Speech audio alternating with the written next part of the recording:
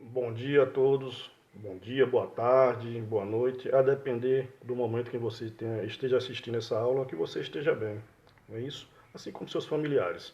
Bom, pessoal, esse é um tema essa é a nossa aula de história, cujo tema é Iluminismo, a crise do antigo regime e o Iluminismo, certo?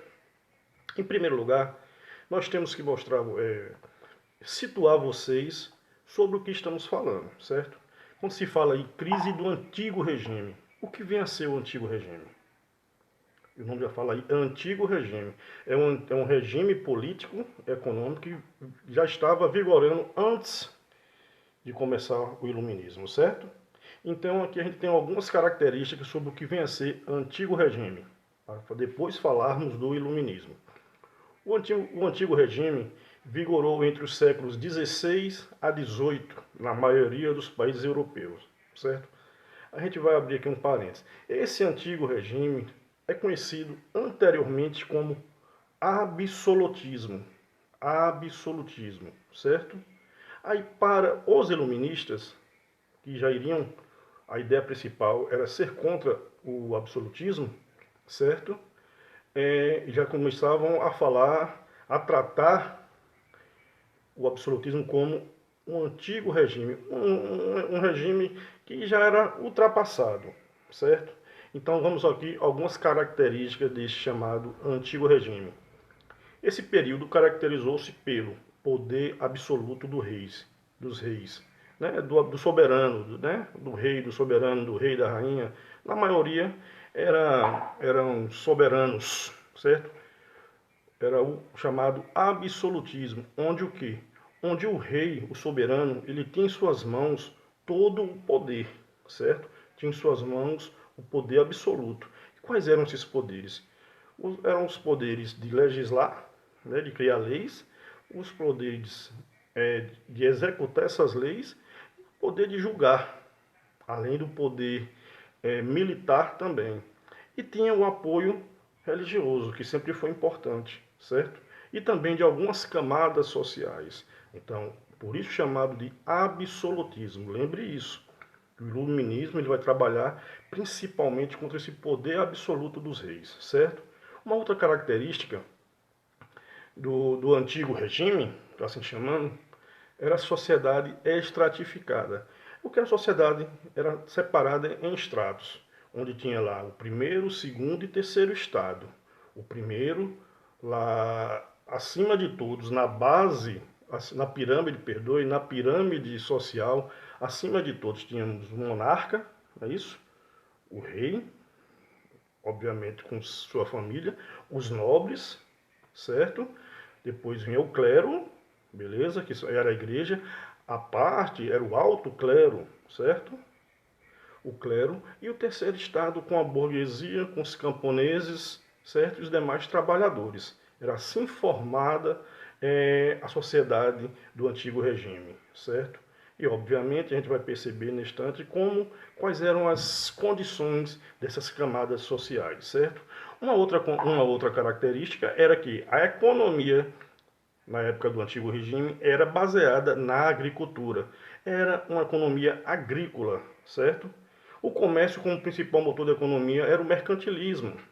O mercantilismo era o mercantilismo era a economia porque aí não se tinha criado o chamado capitalismo comercial. O mercantilismo era quando as monarquias nacionais elas tinham maior preocupação em, digamos, em reter ouro, em guardar ouro.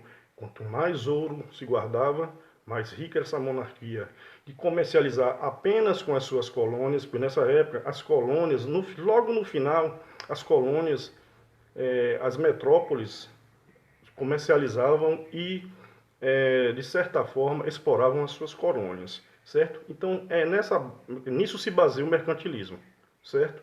Mas o principal você entender que nesse período do antigo regime eram essas três características: o poder absoluto do rei, a sociedade estratificada e a economia era basicamente agrícola, certo? Junto com o mercantilismo, beleza? Vou passar para o próximo slide. Pronto. Vamos aqui dar uma definição, certo?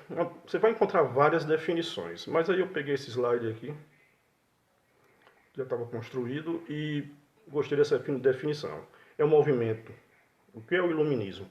É um movimento filosófico, intelectual e científico, que contrariou as bases do antigo regime. Esse movimento chamado iluminismo, ele, de certa forma não, ele chega para,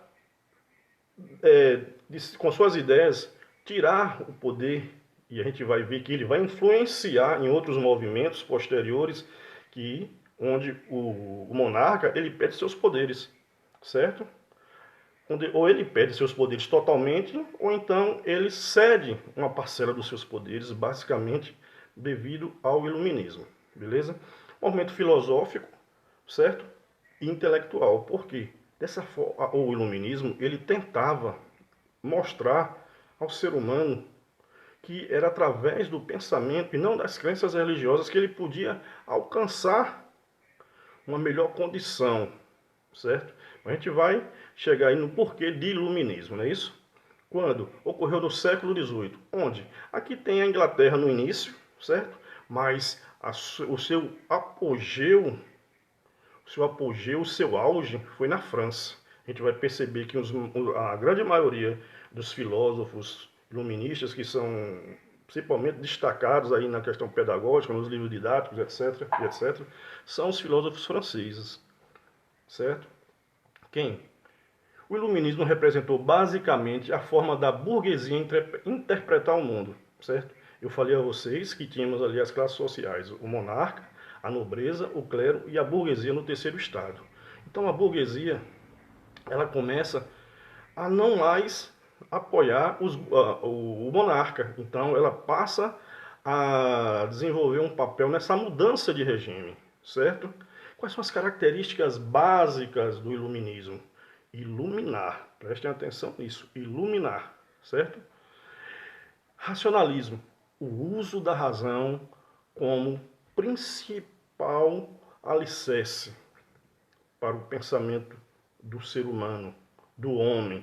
No caso aí, o homem na época lá, o homem mesmo, certo? A mulher estava à parte desses movimentos, certo? Como se fala aí no homem é porque é a questão de gênero mesmo, certo? A mulher estava à parte, a gente está falando do século XVIII, certo? Então era através da razão que se poderia explicar, não mais explicar as coisas, melhorar as condições políticas e sociais, certo? E pensem o seguinte, é um pensamento burguês, da burguesia, certo? O povo está também à parte desse trabalho, desse movimento iluminista, certo? Então, a razão era o único meio de se questionar, certo? Não mais se aceitava o poder absoluto baseado na ideia do poder divino dos reis, entre outras questões, certo? O cientificismo, o que é isso? É o uso da ciência, do empirismo, das experiências. Só através de erros e acertos é que você consegue chegar a um denominador, a uma verdade, certo? Ou a tentativa de buscar a verdade. Então, com isso aí, eles já tiram, volto a dizer, a gente vai bater nessa tecla, que é a questão de ir de encontro às crenças religiosas, certo? E muitas vezes algumas tradições, beleza? Obviamente a gente já acabou de falar aqui, outra característica é o anti-absolutismo, era contra o poder absoluto do monarca, certo? Era contra o poder absoluto do monarca, por isso que anti-absolutismo. Anticlericalismo, se ele defendia a razão, ia de encontro às crenças religiosas, então que, no caso aí, as ideias iluministas, elas criticavam principalmente o pensamento religioso, porque o pensamento religioso era o pensamento que vigorava no, na idade medieval, na época do feudalismo, onde a igreja teve um grande poder, certo? Ainda hoje tem poder, mas é muito diferente do que se encontrava, como se encontrava na Idade Média, certo? Então, as ideias iluministas elas já se baseavam nisso, eram contra o pensamento religioso, contra o pensamento da igreja, beleza? E a defesa das liberdades individuais, a defesa da vida, a defesa da liberdade de expressão, certo? Da propriedade, certo? Então são essas defesas das liberdades individuais, porque no momento em que você vive num estado absoluto, seja ele lá no século XVIII, entre o século XV, do século XV a do século XVIII, ou seja, aqui no século XXI, você perde as suas liberdades individuais, a sua liberdade de expressão, como exemplo, a liberdade de você exprimir as suas ideias, de você pensar e falar, escrever as suas ideias, seja em qualquer momento, certo? Então, o iluminismo defendia isso tudo. E por isso, como era um movimento que era contra as ideias medievais ali que vigoravam na Idade Média e até na Idade Moderna também contra o absolutismo, que eles começaram a chamar de antigo regime, eles se intitulavam que eram eles, através da razão, que o homem, a sociedade, sairia das trevas, as chamadas trevas, certo? Vamos abrir aspas aqui, das trevas da Idade Média, para a luz através do racionalismo. Porque eles ligavam as trevas como o pensamento religioso e a luz com o pensamento racional. Óbvio que eles chamavam ali, foi nessa época que surgiu, um pouco mais depois que surgiu essa questão pejorativa, desdenhosa de chamar a Idade Média de Idade das Trevas, certo? Em outro momento pode-se explicar isso, que não foi isso, que a Idade Média também teve seus acertos. É um período de transição, porque é um progresso, é uma parte que tem importância no progresso político, econômico e social da humanidade, beleza? Então iluminismo era a idade da razão, das luzes, certo? Contra a idade das trevas da Idade Média, baseada na religião, beleza? Vamos passar para o outro slide. Algumas características aqui. As principais considerações do iluminismo eram: primeiro, valorização da razão. Sempre vai ver isso aqui, desculpem a tecnologia aqui não é das melhores. Bom, valorização da razão, considerada o mais importante instrumento para se alcançar qualquer tipo de conhecimento. Era através da razão, do experimento, da ciência, certo? Era o chamado racionalismo. Você sempre vai ver isso aqui no iluminismo. Razão e liberdade. São dois, digamos, baluartes, são dois alicerces do pensamento iluminismo, certo? Valorização do questionamento. Olha aqui, ó, da investigação e da experiência como forma de conhecimento tanto da natureza quanto da sociedade político-econômica. É a chamada crítica. Quando a gente fala em crítica, a gente sempre pensa crítica no sentido de que criticar, de fazer, desdenhar, etc. A crítica aqui no sentido é duvidar, certo? E como é que você duvida? Você questiona, isso é certo? Será que isso é certo? Por que assim? Aí começa a pensar, você começa a raciocinar, utilizar a razão. E como é que a gente pode modificar? Aí eu volto a dizer, antes muitas coisas se explicavam apenas com dogmas religiosos. Vamos dar um exemplo, né? Vamos falar assim dizendo, né? Certo? Vamos passar para outra. Crenças nas leis naturais, normas de natureza que regem todas as transformações que ocorrem no comportamento humano nas sociedades e na natureza. Essa era uma outra característica. A crença nas leis naturais, beleza? Crença nos direitos naturais que todos os indivíduos possuem em relação à vida, à liberdade, à posse de bens materiais. Aqui está falando todos os indivíduos, mas vamos abrir aqui mais um parênteses. A gente está falando de século XVII, XVIII, século XVIII, assim dizendo. Então, não eram de todos os indivíduos. Antes, era apenas do homem, certo? Na liberdade do homem branco, que tinha poder econômico, certo? Aí sim, a partir daí, depois já no século, a partir da Revolução Francesa, que é uma consequência do pensamento iluminista, é que já vai se pensar não apenas naquele homem branco, certo? Que tinha poder aquisitivo, de poder econômico, mas sim para todos. Mas na época, no século, logo assim, digamos, nas primeiras etapas do iluminismo, não foi pensamento geral, certo? Não foi para todos os indivíduos, mas aí ele chega nesse patamar aí, certo? É a partir das ideias iluministas que chega-se nesse pensamento global, certo? Crença nos direitos naturais que todos os indivíduos possuem em relação à vida, à liberdade e à posse de bens materiais, que é